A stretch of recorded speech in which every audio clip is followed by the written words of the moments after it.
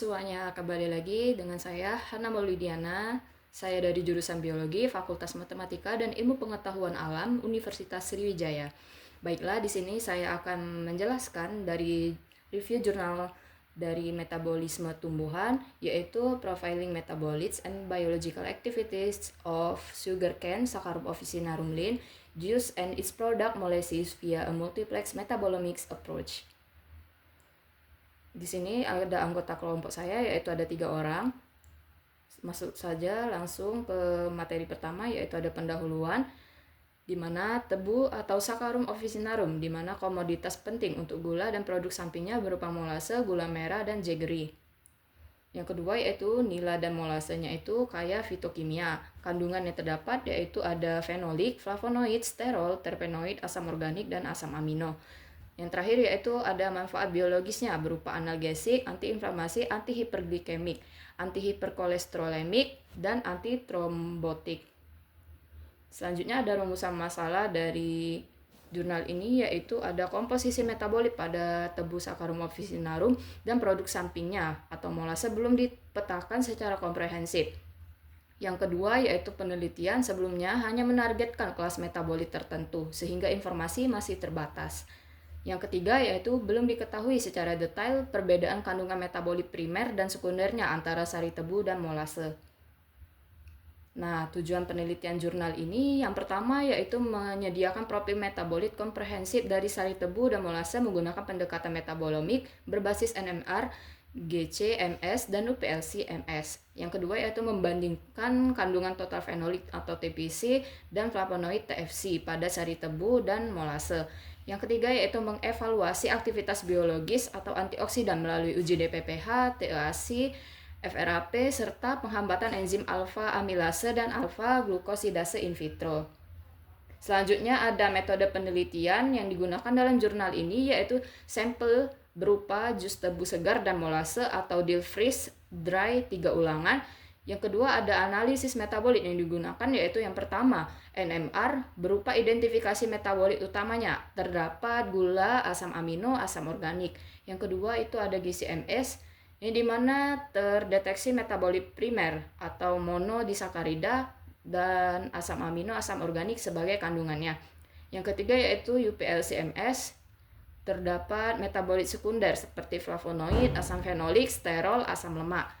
Nah, ujinya itu ada 3. Yang pertama yaitu uji fitokimia dan bioaktivitasnya, TPC atau fenolik total, dan TFC flavonoid total. Yang kedua ada uji antioksidan menggunakan DPPH, TEAC, dan FRAP. Yang terakhir yaitu uji enzim yang terdapat inhibisi alfa amilase dan alfa glukosidase.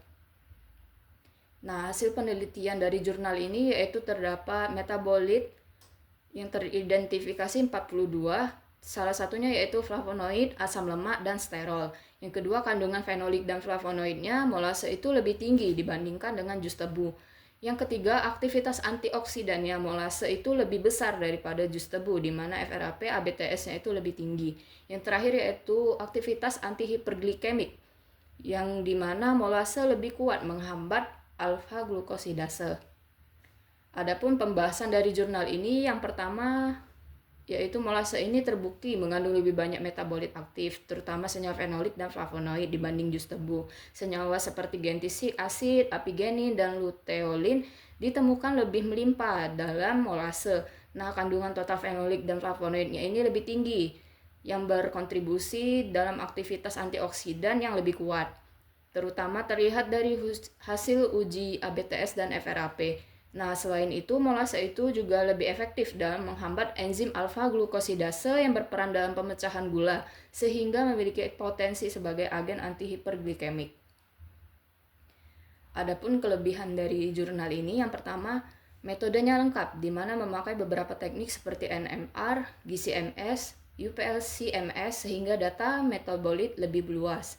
Yang kedua yaitu tidak hanya kimia tapi juga uji biologis, jadi hasilnya itu lebih bermanfaat bukan sekedar data senyawa. Yang ketiga ada molase sebagai produk samping diteliti juga, di mana menunjukkan nilai tambah pada limbah industri tebu. Yang keempat, data jelas dan terukur, misalnya kandungan fenolik, flavonoid, dan aktivitas antioksidannya.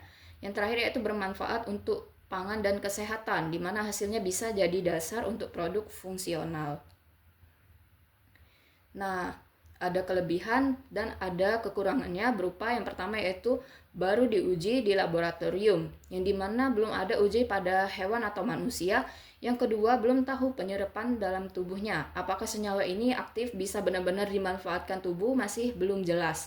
Nah, yang ketiga, sampelnya ini terbatas hanya dari satu sumber tubuh, tidak membandingkan varietas atau daerah lain.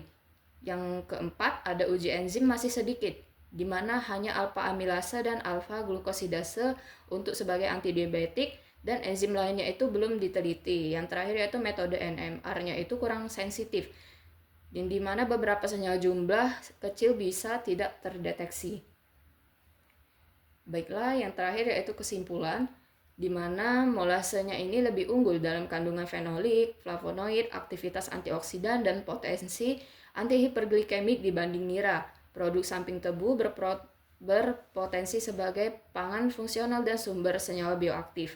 Adapun studi ini mendukung pemanfaatan metabolomik untuk mengungkap nilai tambah tebu di luar sukrosa. Baiklah, di penghujung akhir video ini, terima kasih sudah menyimak dengan baik. Saya akhiri, wassalamualaikum warahmatullahi wabarakatuh.